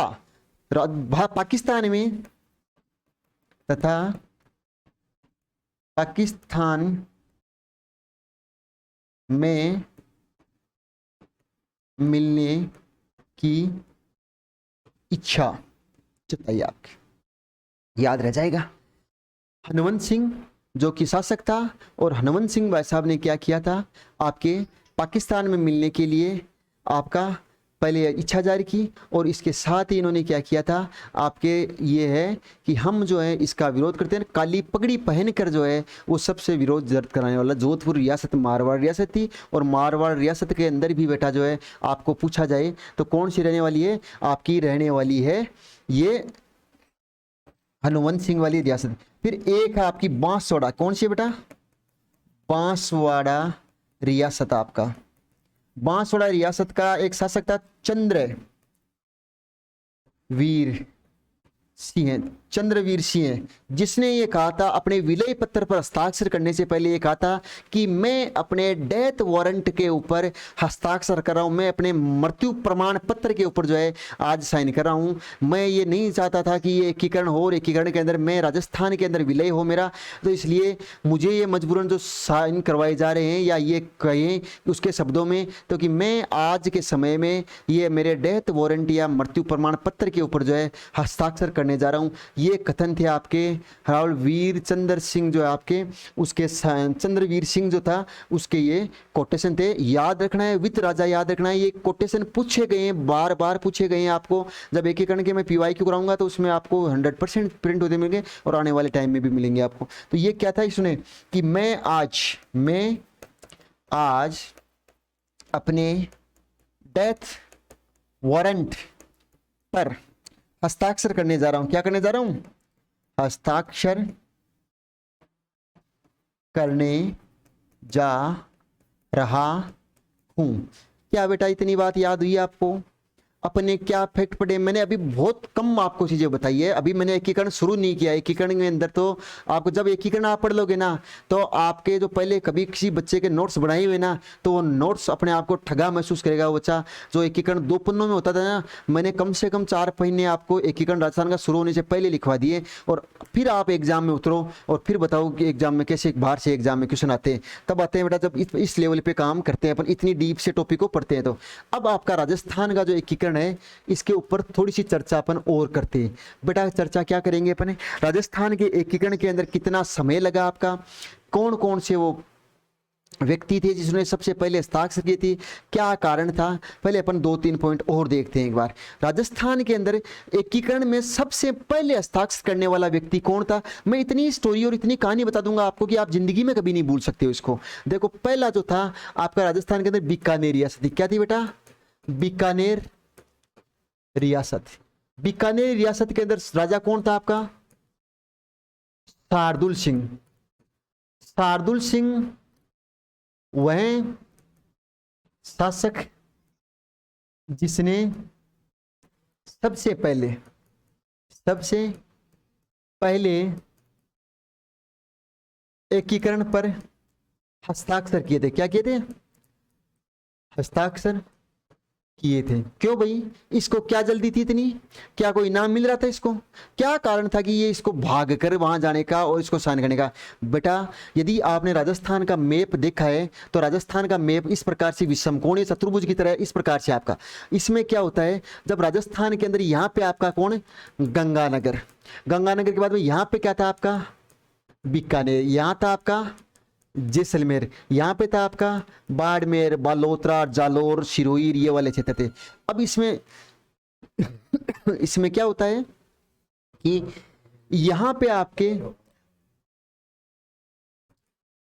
बीकानेर के अंदर गंगा सिंह के द्वारा क्या किया गया था आपका? गंगा सिंह राजा था तो उसने गंग नहर जो थी वो गंग नहर यहाँ पे थी आपके। और गंग नहर से क्या होता था बेटा? गंग नहर से अपनी सिंचाई की जो है पूरी पूर्ति यहाँ से हो रही थी, पेयजल की व्यवस्था हो रही थी, पानी की व्यवस्था हो रही थी। कारण क्या होता है कि जब आपका ये इधर वाली रियासतें हैं, जब पाकिस्तान है ये वाला एरिया, इधर पाक है आपका, कौन है आपका? पाक। पाकिस्तान में जब ये विलय होंगे सीमावर्ती जिले, तो सीमावर्ती जिले जैसे ही विलय होंगे बेटा, तो यहाँ पे आपका क्या होगा, यहाँ पर आपको ये बीकानेर वाला जो ये वाला प्रांत था आपका, अरे बीकानेर वाला ये जो प्रांत है, ये प्रांत इसके अंदर मिल जाएगा आपका, किस में मिल जाएगा? पाकिस्तान में। पाकिस्तान में जब ये मिलेगा तो इसका मतलब क्या है कि आपकी गंग नहर जो सीमावर्ती क्षेत्र में थी वो भी पाकिस्तान में चल जाएगी। तो बाकी के इधर बीकानेर वाले जो आपके और जो एरिया था आपका बीकानेर का, वो सारे पैसे मर जाएंगे। तो उसके ये समस्या सारी थी। तो उसने क्या कहा, जो इसका अनूप सिंह इसका पिताजी थे, उसके समय आपका क्या था कि ये गए थे माउंट बेटन के पास में, उसको जाके इसने राय ली थी, और ये इसको सबसे पहले विलय पत्थर पर हस्ताक्षर करने वाले राजा जो थे वो शार्दुल सिंह थे। बीकानेर रियासत थी जो एकीकरण के अंदर सबसे पहले हस्ताक्षर करने वाली थी। कारण क्या था वो मैंने बाई मैप आपको बता दिया है कि इसके अंदर क्या था। कारण यह था कि गंगा सिंह ने जो गंग नहर निकाली थी बीकानेर से, वो सीमावर्ती जिलों के अंदर थी, और सीमावर्ती जिलों के अंदर थी तो अपने दिक्कत ये आई थी कि ये जो है अपने दिक्कतें कर सकते हैं। ओके बेटा, ध्यान में रह जाएगा आपको बात। ये थी गंग लहर को लेके कि पाकिस्तान में अगर बीकानेर अगर पाकिस्तान में जाता है तो पाकिस्तान में चला गया तो अपनी गंग नहर भी चली जाएगी। गंग नहर चली जाएगी तो बाकी का जो प्रांत है बीकानेर का, ये वाला एरिया, ये वाला सारा वो रह जाएगा, पैसा रह जाएगा। तो आपका ये इसके लिए जो है उन्होंने क्या किया था, यहाँ वाला एरिया के लिए यहाँ से आपको बीकानेर को विलय कर लिया, पहली बात थी। अब क्या होता है कि ये जो चीज इतनी अपने कर ली, तो सरदार वल्लभ भाई पटेल थे, उनको क्या हुआ था, आसानी हो गई। क्या आसानी हो गई कि अगर एक रियासत से आपको चला कर कोई ऑफर आ गया तो आपको बाकी जो रियासत के राजा जो है, जागीरदार है, जो है जो शासक है, उनको तो आपको कोई ज्यादा प्रयास नहीं करना। उनको अगर अपन ये भी दिखाएंगे तो उनसे भी हो सकता है। अब क्या होता है कि एकीकरण के समय जो है आपका कितना समय लगता है, समय कितना लगता है आपका, समय लगता है आपका पूरा का पूरा 8 वर्ष 7 माह 14 दिन। ये समय है आपका जो एकीकरण के अंदर पूरा लगता है। 8 साल लगते हैं, 7 महीने लगते हैं और 14 दिन लगते हैं। तब जाकर के 1 नवंबर 1956 को जो है वो क्या होता है, आपका राजस्थान संघ जो है, राजस्थान राज्य जो है आपके सामने उभर कर आता है। ये चीज़ आपको ध्यान रखनी है कि आपका पूरा जो राजस्थान का जो विलय होकर आपके सामने मिलता है वो मिलेगा आपको इसके साथ में। ठीक है बेटा, नेक्स्ट अपन बात करते हैं समय के बाद में एकीकरण के अंदर अगला चरण। आपके कुल रियासत कितनी थी बेटा, कुल रियासत कितनी थी आपके पास, कुल रियासत थी बेटा आपके पास 19 रियासतें, 19 रियासतें थी टोटल आपके पास। ठिकाने भी थे क्या आपके पास, ठिकाने कितने थे आपके पास, 3 ठिकाने थे आपके पास, 3 ठिकाना था आपके पास। 3 कौन कौन से थे सर वो भी बताओ आप। तो पहला तो था आपका निमराना, क्या था बेटा आपका, निमराना। दूसरा क्या था आपका, कुशलगढ़, कुशलगढ़। तीसरा क्या था बेटा आपका, तीसरा था माय डियर स्टूडेंट आपका निमराना, कुशलगढ़, और तीसरा माय डियर स्टूडेंट आपका ठिकाना था वो था लावा। क्या था, लावा। अब सर हमें लगे हाथ ये भी बता दीजिए कि ये जो है वो अभी कौन से जिलों में थे आपके। तो आ जाऊं, पहला जो था वो निमराना जो रहने वाला है वो रहने वाला है अलवर के अंदर। निमराना कहाँ रहने वाला है बेटा, अलवर के अंदर रहने वाला है। अलवर के बाद में कुशलगढ़ जो है वो रहने वाला आपका बांसवाड़ा के अंदर आपका। लावा जो है वो रहने वाला है आपका टोंक के अंदर रहने वाला है। कहाँ रहने वाला है, टोंक के अंदर रहने वाला है। दोबारा याद करो मेरे साथ, एक बार रिवाइज करेंगे। सबसे पहले एकीकरण के ऊपर साइन करने वाला राजा कौन था, शार्दुल सिंह था। शार्दुल सिंह कहाँ का शासक था, शार्दुल सिंह था बीकानेर का। कथन और कारण में पूछ सकता है कारण क्या थी इसको इतनी जल्दी थी एकीकरण की। तो माय डियर स्टूडेंट, इसको एकीकरण की इसलिए जल्दी थी कि इसने क्या किया था, इसने आपके गंग नहर को लेकर के जो इसके समस्या आ रही थी, पाकिस्तान में विलय होता है, अगर यहाँ का जनता अगर पाकिस्तान की तरफ रुख करती है तो ये आपकी गंग नहर उधर चली जाएगी, ये कारण था। नेक्स्ट माय डियर स्टूडेंट, अपन आगे पॉइंट देखते हैं। कुल समय कितना लगा था एकीकरण के अंदर, तो एकीकरण के अंदर समय लगता है आपका पूरे के पूरे 8 वर्ष 7 माह और 14 दिन का समय लगता है। 14 दिन के बाद में जो है आपके कुल रियासतें कितनी थी, तो राजस्थान के अंदर कुल रियासतें थी 19 आपके। 19 रियासतों पर ठिकाने कितने थे, ठिकाने थे आपके पास तीन ठिकाने कौन कौन से थे, 3 ठिकाने बेटा आपके पास थे। निमराना पहला वाला जो अलवर के अंदर है, दूसरा वाला निमराना के बाद में कुशलगढ़ जो कि आपका बांसवाड़ा के अंदर है, तीसरा वाला कहाँ उस समय की बात है ये, उस तीसरा जो लावा जो कि उस समय कहाँ था, टोंक के अंदर पड़ता था, तीनों थे। अब यहां से अगर एग्जामिनर इन ठिकाना, आज तक 3 ठिकाने पड़े, इसके बाद में आपको जिले पूछ रहे, जिलों के बाद भी माय डियर स्टूडेंट अगर आपको क्वेश्चन पूछता है तो इसके पूछता है कि इस रियासतों में जो ठिकाने थे, इन ठिकानों में कौन से शासन जो थे या शासक जो थे या कौन सा वंश था जिसका शासन था। तो आ जाओ बेटा वो अपन बात करते हैं। यहां पे निमराना के अंदर आपका कछवाहा वंश था, आपका कौन सा था, कछवाहा वंश था। बांसवाड़ा जो था, बांसवाड़ा के अंदर राठौड़ थे आपके, कौन थे आपके, राठौड़ वंश थे आपके। राठौड़ टोंक, टोंक के अंदर थे नरुका वंश, नरुका वंश था आपका, क्या था, नरुका वंश था। 3 रियासतें, तीनों रियासतों के अंदर निमराना, कुशलगढ़, लावा, अलवर, बांसवाड़ा, टोंक, कछवा, पहले में कछवा थे, दूसरे के अंदर थे आपके राठौड़, तीसरे में थे नरुका वंश। और सबसे छोटा ठिकाना आप नेक्स्ट इसके अंदर याद रखो, आपका सबसे छोटा ठिकाना जो था वो था आपका कौन सा बेटा, ये आपका लावा,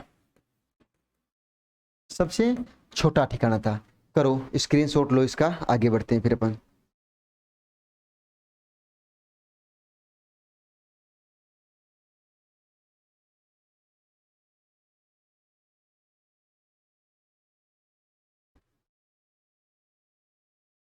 हो गया, नेक्स्ट अपन चलते हैं आगे सेकंड नंबर के ऊपर। देखो आगे पॉइंट अगर बात करें अपन एकीकरण की, तो इस एकीकरण के अंदर कितने चरण थे, कुल चरण एकीकरण के 7 चरणों के अंदर जो है इसका समापन होता है, समझ गए।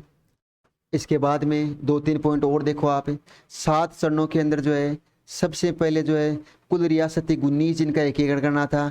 सबसे पहले दिक्कत क्या आती है कि अपन ने जो है पूर्वी राजस्थान से जो है हमने एकीकरण शुरू किया था, किधर से, पूर्वी राजस्थान से एकीकरण प्रारंभ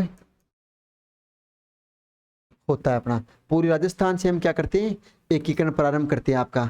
पूर्व राजस्थान से जब एकीकरण प्रारंभ करते हैं तो आप जो है पूर्व राजस्थान के कौन कौन से जिले हैं जिनको अपन जो बेटा याद करते हैं, तो वो जिले आने वाले हैं आपके, ध्यान रखना है इनको। कौन कौन से जिले हैं, अलवर रहेगा आपका, भरतपुर रहेगा आपका, अलवर भरतपुर के बाद में करौली रहेगा आपका, और करौली के बाद में धौलपुर रहेगा आपका। क्या रहेंगे, अलवर, भरतपुर, करौली और धौलपुर, जो 4 जिले हैं वो रहने वाले। अब बेटा मैं पहले आपको 2 कहानी सुनाता हूँ। 2 कहानी क्या थी कि अलवर जो था और भरतपुर जो था, भरतपुर के राजा के खिलाफ क्या कर दिया था, भरतपुर के राजा के खिलाफ हमने एक अफवाह फैला दी थी। क्या अफवाह थी आपके, भरतपुर के राजा के खिलाफ एक अफवाह ऐसी थी कि वहाँ जो है आज़ादी के दिन जो है तिरंगा झंडा नहीं फहराया गया था, और तिरंगा झंडा नहीं फहराया था, इस कारण से जो है वहाँ के लोगों में आक्रोशित थे, रोष था। तो वहाँ पे जो है सरदार वल्लभ भाई पटेल जो है, इन्होंने भरतपुर का जो शासक था उसको क्या किया, जब वहाँ बुलाया गया आपकी रियासती विभाग के अंदर, जब भरतपुर के अंदर जो है बुलाया गया था। अब बुलाने के बाद में क्या था आपका, बुलाने के बाद में उनसे कहा गया कि क्या ऐसा हुआ था, उनके द्वारा साफ मना किया गया कि नहीं ऐसी कोई बात नहीं थी। तो नहीं थी तो आप फिर विलय पत्र पे हस्ताक्षर करें। तो विलय पत्र पे जब सब हस्ताक्षर किए गए तो भरतपुर को जो है हमने इस प्रकार से विलय पत्र पे हस्ताक्षर करवा दिए थे, ठीक बात है। दूसरा आता है आपका अलवर। अलवर में क्या था आपका माय डियर स्टूडेंट, आपका महात्मा गांधी की हत्या हो जाती है 1948 के अंदर। जब महात्मा गांधी की 1948 में जब हत्या होती है तो उस समय क्या होता है, जिस बंदूक से उनको मारा गया था वो गन क्या थी बेटा, मेड इन अलवर लिखा हुआ था। क्या लिखा हुआ था, मेड इन अलवर लिखा हुआ था। तो फिर वहाँ से वापस जांच आती है। तो जांच आती है तो अलवर वालों से पूछा गया कि ये रिश्ता क्या कहलाता है, कि ये रिश्ता क्या है आपका, कि ये जो मेड इन अलवर जो गन है और उधर यूज़ हो रही है, कहीं कोई इधर से कोई लिंक तो नहीं है। इस प्रकार से क्या होता है, वहाँ से जो अलवर को क्या कर लिया गया, अपने इधर विलय पत्र पे हस्ताक्षर करवा लिए गए। अलवर भरतपुर का विलय होने के बाद में वहाँ से 2 रियासतें जो छोटी रियासतें थी, करौली और धौलपुर, इनका मिलाना था आपका। समझ गए बात को। करौली धौलपुर वाला शासक जो था ना, इसने हस्ताक्षर करने से मना कर दिए थे, हस्ताक्षर हम नहीं करेंगे। इसको हस्ताक्षर करवाने के लिए हमने अलग से जो है वो प्रावधान किए गए थे आपके, जो भी अपन आगे भी डिस्कस करेंगे। सबसे पहले मैं आपको एक नया पॉइंट बता देता हूँ, जो अपन इसको आधार मानेंगे। वो आधार क्या था आपका, यदि किसी भी रियासत की जनसंख्या, क्या किसी भी रियासत की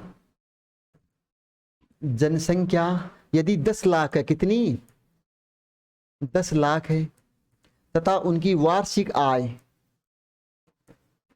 वार्षिक आय आपकी क्या है, वार्षिक आय आपकी 10 करोड़ है, तो ऐसी रियासत जो है क्या रहेगी आपके स्वतंत्र प्रभार, स्वतंत्र प्रभार में रहेगी आपकी। क्या रहेगी, स्वतंत्र प्रभार में रहेगी आपके।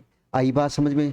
नोट डाउन कर लेना, इतने इंपॉर्टेंट फैक्ट है, मैंने एक एक पॉइंट आपको मेंशन किया है, और जहां जरूरत पड़ रही है उस पॉइंट को वहीं पे हम क्या करें, आपके सामने रख रहे हैं, ताकि आपके एक साथ जो है सारे, जहां आपके मतलब यहां होता है कि सर अब रियासत बनाएंगे तो हमें कोई आधार तो माना होगा, तब हमने ये बात करी है। समझ गए बात को। यदि सर इससे अगर किसी की जनसंख्या इतनी है तो हम क्या करेंगे, उस स्थिति के अंदर आपका क्या रहेगा बेटा, उस स्थिति के अंदर आपका ये जो रियासतें हैं वो स्वतंत्र प्रभार में चली जाएगी। स्वतंत्र प्रभार का मतलब क्या होता है, स्वतंत्र प्रभार का मतलब होता है कि वो रियासत जो है अपना अलग से देश बना सकती है, उनको जो है किसी ग्रुप के अंदर है, और जो नहीं बांटेंगे छोटी रियासतें होंगी उनको हम किसी एक ग्रुप के अंदर बांट करके या डिवाइड करके एक साथ जोड़ करके उनका एक जो है वो समूह बना देंगे। इसलिए आपकी जो रियासत है उसका हमने क्राइटेरिया डिसाइड कर दिया था। क्या कर दिया था। अब पहला चरण आपका इसका स्टार्ट करते हैं, प्रथम चरण। प्रथम चरण जो है इसका स्टार्ट करते हैं। कब स्टार्ट होता है आपका, 18 मार्च 1948 को, 18 मार्च 1948 को जो है राजस्थान का पहला चरण जो है स्थापित किया जाता है, एकीकरण का चालू किया गया है या स्टार्ट किया जाता है। इसके अंदर जो है जिले कौन से रहने वाले हैं, पहला रहेगा आपका अलवर, दूसरा रहेगा आपका भरतपुर, तीसरा क्या रहेगा आपका करौली, और चौथा क्या रहेगा आपका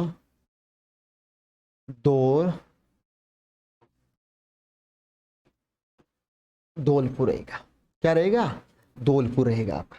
ये चारों जो है वो इस चरण के अंदर, इसका स्क्रीनशॉट लो आप एक बार, फिर मैं आपको बताता हूँ बाकी का।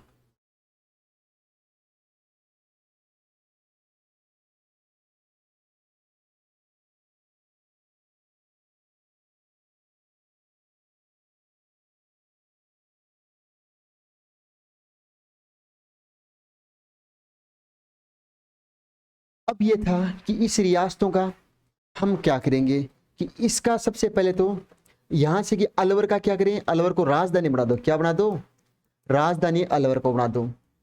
भरतपुर जो था इसके लिए क्या करें अपन, तो भरतपुर में क्या करेंगे, उद्घाटन कर देंगे आपका। क्या कर देंगे, उद्घाटन कर देंगे। तो इसका उद्घाटन भरतपुर में कब करते हैं आपका, 18 मार्च 1948 को करते हैं। कौन सी जगह करते हैं आपका, लोहागढ़ दुर्ग के अंदर करते हैं। कहाँ करते हैं, लोहागढ़ दुर्ग में करते हैं। ठीक है। उद्घाटन करता कौन था, याद रखो, उद्घाटन करता उद्घाटन करता था आपका NV गौडगिल। पूरा नाम याद रखो, मेरे साथ रिपीट करो, नरहरि विष्णु गौडगिल, NV गौडगिल। क्या था, NV गौडगिल ये था। अब भाई साहब धौलपुर वाला नाराज हो गया। धौलपुर वाला नाराज क्या हुआ कि धौलपुर के अंदर जो आप क्या करते हो, धौलपुर के अंदर मैं रियासत में शामिल हूं, मेरा क्या फायदा, एकीकरण जब मैं तुमसे करूं तो उसमें मुझे क्या प्रॉफिट मिलने वाला है, भाई हमारे को क्या फायदा हो रहा है। तो इसको धौलपुर का शासक था उदय भान सिंह। कौन था बेटा, उदय भान सिंह आपका। तो उदय भान सिंह जो था उसको हमने क्या कर दिया, धौलपुर वाले शासक था उदय भान सिंह, उदय भान सिंह। तो क्या, अरे आपको तो हमें मुख्यमंत्री बना देंगे, आपको तो क्या करेंगे, हमें सबसे जो आपका पावरफुल पोस्ट जो है इसकी यूनियन की, वो आप ही के पास रहने वाली है। तो उदय भान सिंह जो है वो क्या बन गए थे आपके यहाँ पे, राज प्रमुख। क्या बन गए थे, राज प्रमुख जो है बेटा आपके ये बन गए थे, राज प्रमुख जो है उदय भान सिंह को बना दिया गया। तो अब क्या बचता है, अब आपका उदय भान सिंह को बना दिया तो क्या रहता है आपका, करौली वाला रहता है। करौली वाला जो है क्या रहता है, करौली में कौन था आपका, गणेश पाल था। कौन था आपका करौली का राजा, कौन था बेटा, गणेश पाल। क्या था नाम उसका, गणेश पाल। क्या था, गणेश पाल, गणेश पाल। अब गणेश पाल के लिए क्या व्यवस्था की जाए, इसको बना दिया दिया कुमारी जी। क्या बना दिया, अभी राजस्थान में जो दिया कुमारी जी की स्थिति है वो हमने इसके लिए कर दी, क्या कि राजस्थान में राज प्रमुख तो ये रहे, तो इनको बना दो भाई उपराज प्रमुख। क्या बना दो, उपराज प्रमुख। उपराज प्रमुख जो है, उपराज प्रमुख इसको बना दो आप। क्या कर दो, उपराज प्रमुख इसको बना दो। तो चारों की चारों तो रियासतें खुश, रियासतों के साथ में अपने जो इधर से जो है गणेश पाल जी भी खुश, उधर से उदय भान जी भी खुश, इधर से अलवर वाले भी खुश, भरतपुर वाले भी खुश। अब समस्या आती है माय डियर स्टूडेंट आपके पास में कि यहां से एकीकरण तो हमने कर लिया, लेकिन इस चरण का नामकरण क्या दें हम, क्या करें, नामकरण, इसका नामकरण क्या दिया जाए। तो अपने को किसी भाई बहुत अच्छे ज्ञाता व्यक्ति है उसको पूछो। तो अपनी संविधान सभा के अंदर जो है एक बहुत बड़े प्रकांड विद्वान थे आपके के एम मुंशी। क्या नाम था उनका, के एम मुंशी। आपका क्या नाम था आपका, के एम मुंशी आपका, कन्हैयालाल माणिक्यलाल मुंशी। रिपीट करो मेरे साथ, ये एनवीर के एम में मत कंफ्यूज मत हो जाना। कन्हैयालाल माणिक्यलाल मुंशी क्या था बेटा, कन्हैयालाल माणिक्यलाल मुंशी। इन्होंने क्या कहा, इनसे पूछा गया भाई हम नामकरण क्या दें, तो इन्होंने ये कह दिया था कि भाई ये जो अलवर भरतपुर वाला मेव प्रदेश जो है इसको महाभारतकालीन इसको मत्स्य संघ के नाम से जाना था, मत्स्य प्रदेश बोला जाता। तो क्या बोलो, इसको मत्स्य प्रदेश नाम दे दिया जाए। क्या दे दिया जाए, इसको मत्स्य प्रदेश नाम जो है वो दे दिया जाए। किसने दिया था मत्स्य प्रदेश नाम, तो इसने के एम मुंशी ने क्या कहा था, मत्स्य प्रदेश बोल दो। दिक्कत यह आई थी कि प्रदेश कैसे बोल दे, हम तो यूनियन बना रहे हैं, हम तो एकीकरण करें, इनका ग्रुप है तो यूनियन बना रहे, तो इसको संघ नाम दे दो आप। क्या दे दो, संघ नाम दे दो। ये लो आपका मत्स्य प्रदेश या संघ जो नामकरण जो है पड़ गया। किस आधार पर पड़ा था कि ये अलवर भरतपुर वाला जो राजा विराट की नगरी जो थी, बैराट के आसपास के जो एरिया था आपका, इसको हम क्या बोलते हैं, इसको बेटा हम बोलते हैं आपका मत्स्य प्रदेश। और मत्स्य प्रदेश की जगह इसकी जो क्या नाम दे दिया जाए, हमारे को मत्स्य प्रदेश का नामकरण कर दो। एक बार इसको रिवाइज किया जाए, आपका रिवाइज करो कि क्या आपका इसका रहने वाला है।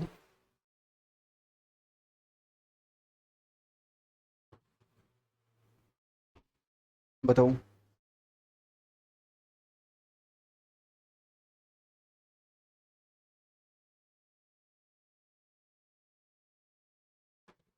स्क्रीनशॉट ले लो इस चीज का। समझ में आई आज की क्लास। इसी के साथ बेटा जो है हम आज की जो अपनी क्लास है उस क्लास को अपन विराम देते हैं। शेष जो एकीकरण का टॉपिक है वो अपन अगली क्लास के अंदर कंप्लीट करेंगे। अपनी क्लासेज जो है वो इसी पैटर्न के अंदर इसी तरीके से सारगर्भितता के साथ में कथन और कोटेशंस को लिखवाते हुए चलेंगे तथा हर एक क्वेश्चन को जो है अपन पूरा करते हुए लिखाएंगे। इसी में कुछ आपको ऐसा लगता है कि वहाँ से अपन ने डिस्कस नहीं किया तो वो अपन जो है अगली वाली क्लास के अंदर लिखा देंगे। इसमें 2-4 लाइनें जो है मैंने अभी पेंडिंग छोड़ी है, जिसमें अपन ने जो है यहाँ की कुल 101 करोड़ 84 लाख जो आपकी यहाँ की आय थी आपकी, और इसकी कुल आय कितनी थी आपकी, यहाँ की जनसंख्या कितनी थी, यहाँ का क्षेत्रफल कितना वर्ग किलोमीटर था मत्स्य का, वो भी आपको लिखवा दिया जाएगा अगले वाले फॉर्मेट में। तो आपको एक भी क्वेश्चन के लिए चिंता करने की जरूरत नहीं है। इसी के साथ उम्मीद कि आपको आज का सेशन बहुत अच्छा लगा होगा। आप अपने कमेंट बॉक्स के अंदर आपकी समस्या, आपको क्लास कैसे लगी वो फीडबैक आप इसके अंदर मेंशन कर दीजिए। आपको रीट की एग्ज़ाम के अंदर उस एग्ज़ाम हॉल में बैठने पर कतई आपको ये महसूस नहीं करने दिया जाएगा कि आपको इस टॉपिक से रिलेटेड जो टॉपिक अपनी इस क्लास से हो गया उस टॉपिक में आपको एक भी क्वेश्चन जो है वो आपका RMS बोर्ड जो है बाहर से नहीं बना सकता। अपन NCERT और RBC जो बोर्ड है उसकी किताबें हैं, उन किताबों को आधार मानते हुए जो है ये फैक्ट हमने वहाँ से लिए, तो सारा का सारा डाटा आपका क्लियर होता है। इसी के साथ आज की क्लास को हम विराम देते हैं। धन्यवाद। और जोश और जुनून के साथ जुड़े रहिए। एक दिन के अंदर जो है आपको सफलता नहीं मिलती है, लेकिन निरंतर प्रयास करने वालों को सफलता एक दिन जरूर मिलती है। इसलिए कंटिन्यूटी बनाए रखें, निरंतरता के साथ जुड़े रहें, बी मोटिवेट रहें। और इसी के साथ मैं अपने शब्दों को आज विराम देता हूँ। अगली क्लास में फिर मिलेंगे, फिर आपको इस टॉपिक के बारे में बताएंगे और पूरे के पूरे आपके PYQ वगैरह हम इसमें डिस्कस करेंगे।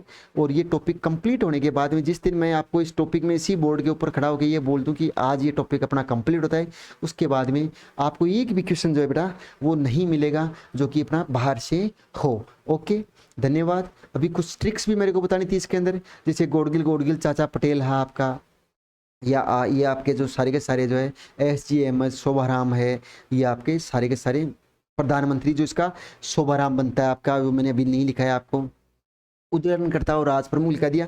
इसका एक प्रधानमंत्री भी होता है शोभाराम, शोभाराम जो है PM बनता है इसका। तो ये शोभाराम भी आप ध्यान रखना। इस प्रकार से अपन चर्चा करते रहेंगे। धन्यवाद, thank you so much. Okay, welcome.